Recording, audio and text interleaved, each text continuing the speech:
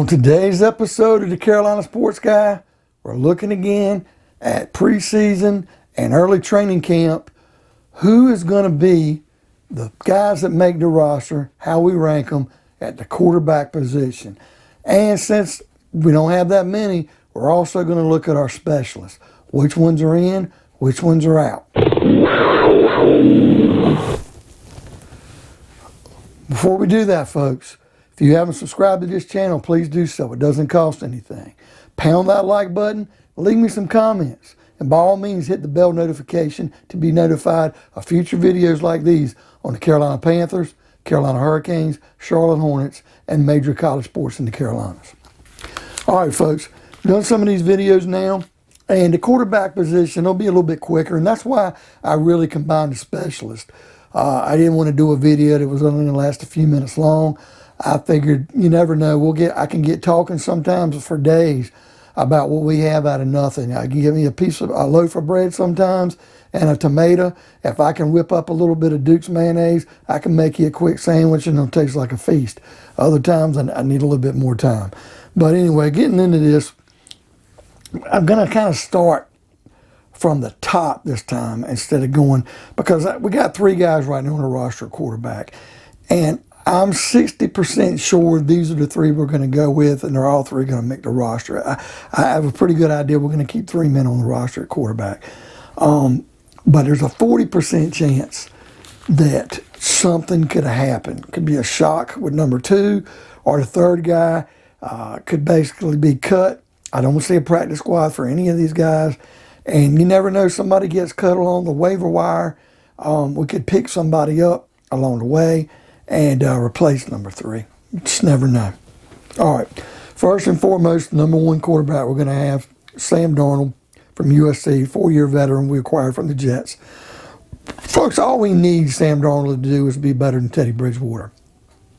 And when I look at it, I've already envisioned, I don't get my hopes too high, but I try not to be dreaded where some Carolina Panther fans are thinking, this guy sucks, this guy's going to be bad, he's going to be seeing ghosts.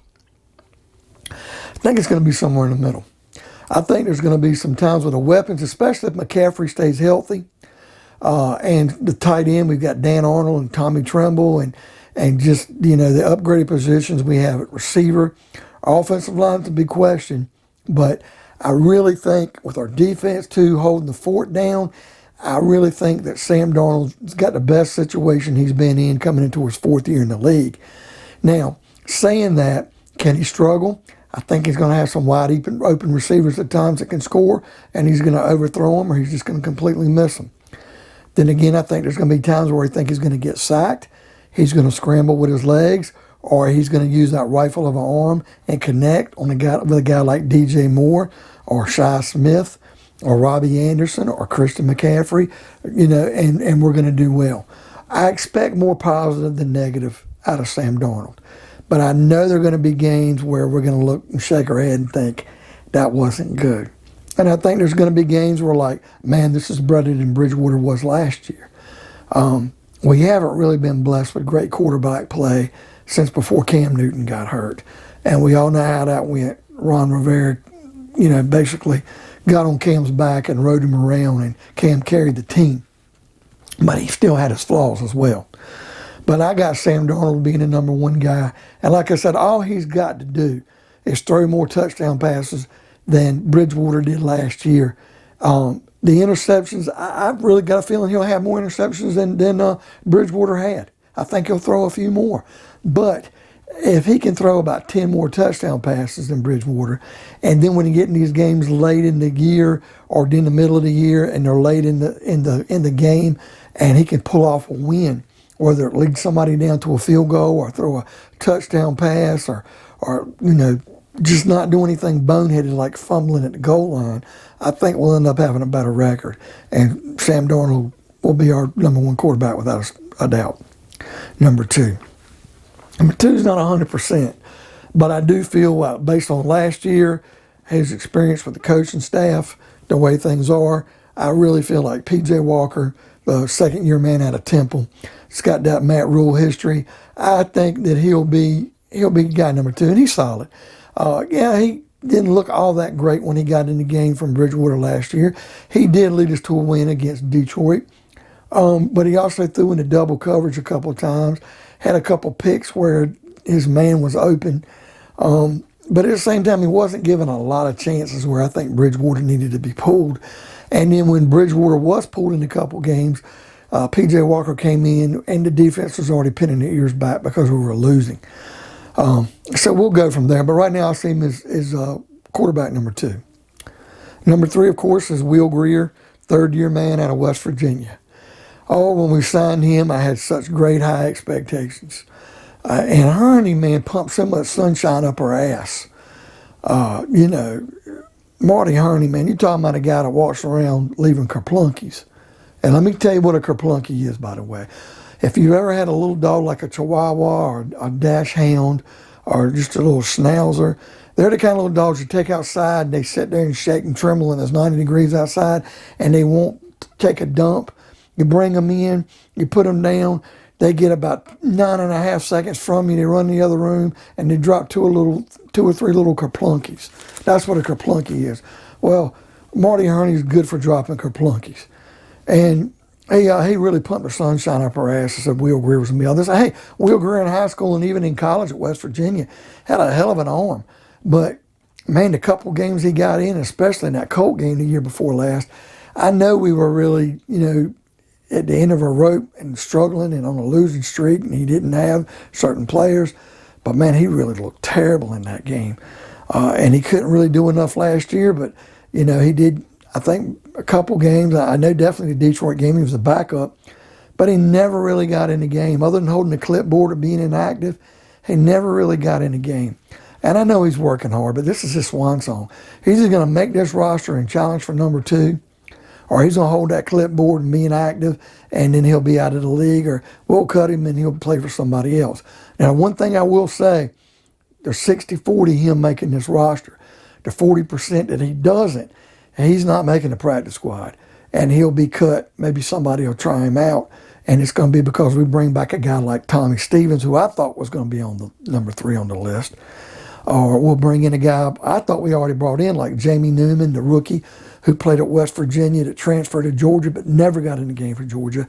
I believe he got picked up by the Eagles as an undrafted free agent. They've already cut him. I thought it was worth a look. I don't think anybody has. But you never know these quarterbacks. You get these young rookies that come in here and do well.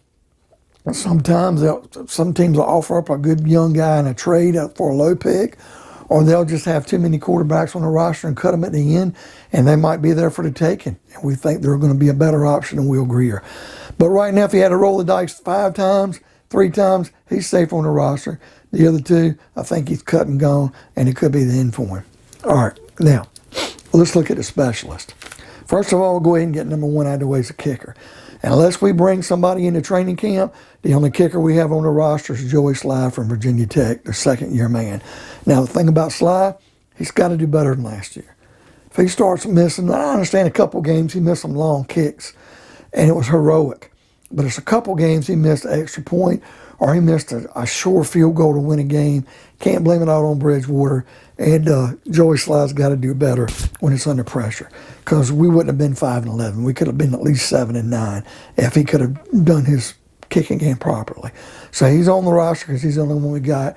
And unless he really just kerplunkies where he shits the bed, Joey Sly is our kicker. Now, we get down to the 2 punters. Joseph Charlton's the number 1 punter from South Carolina, 2-year man. Really shocked that he placed the left-footed Michael Pilardi when Pilardi got hurt, but he did such a good job. I think it's Charlton's job to lose, and I think he's going to win it out. We did sign an undrafted free agent from Washington State, a rookie, Oscar Dragusevich III. I believe he was 2nd or 3rd in punting in the country last year at West Virginia. Hey, this guy, if somebody's needing a punter, when we cut him, we're not going to keep 2 punters. We're not going to do like we did one year with 2 kickers. We're going to keep 1. If and when he gets cut, somebody will probably pick him up that needs 1. I think he'll make somebody's roster. Now, there's a 10% chance if Charlton gets injured or Charlton just has a shitty training camp and Dragusevich can come in and just outperform him. There's a small chance can be an upset and he can make the roster. But I'm 90% sure this is Charlton's job to lose, and that's the way it's going to go down. And then we get to the long snappers. Talked about it endlessly till we're tired and blue in the face. J.J. Jansen, a 14-year veteran from Notre Dame, signed through this year. I thought he was going to play another year and be on the roster. I think it's over for him. Now, I think he can play 1 or 2 more years. And if he doesn't play for us, it'll be somebody else.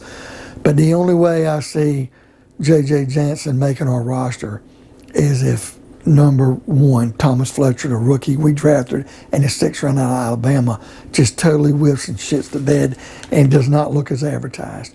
And then still, it's going to be hard. The main reason why I think Jansen can stick around, if Thomas Fletcher was to get injured, and let's just say it would be an ACL or a knee or something like that in training camp where he's done for the season, then by all means you're going to put him on IR and you're going to keep J.J. Jansen around. But under that scenario, which for Thomas Fletcher I hope doesn't happen, I don't think J.J. Jansen's just going to be on this roster. But I do think he'll be picked up somewhere. He's just too good, and I do think he's got a year or two left to serviceable. And like I said, number one, the rookie from Alabama, you don't draft a long snapper in the 6th round unless you're 95% sure he's going to make your roster. That's happened before. I've seen kickers from Tampa Bay get drafted earlier than that, and they were cut by the end of the year because they shit the bed. But kicking field goals, there's a lot more pressure, and it's hit or miss. You got to kick to win, and if you don't, you're gone. Punting's a little different. As long as you don't slice some off and just totally botch it and blow it, punting, if you can kind of get pretty accurate or pretty good distance and length, and don't shit the bed like Brad Nortman did in Super Bowl 50, and that was one play. I'm trying not to hold it against him. But if that doesn't happen, and I'm looking at that. But your long snappers, like I said, not getting off topic. Fletcher's going to be the number one guy. I think that's going to happen. And hopefully the longevity, he'll be there for 8, 10, 12 years. Okay, folks, what do you think of today's video? Leave me some comments. Hit the bell notification to be notified of more content like what's in today's video. Pound that like button. And please, folks, subscribe. It doesn't cost anything.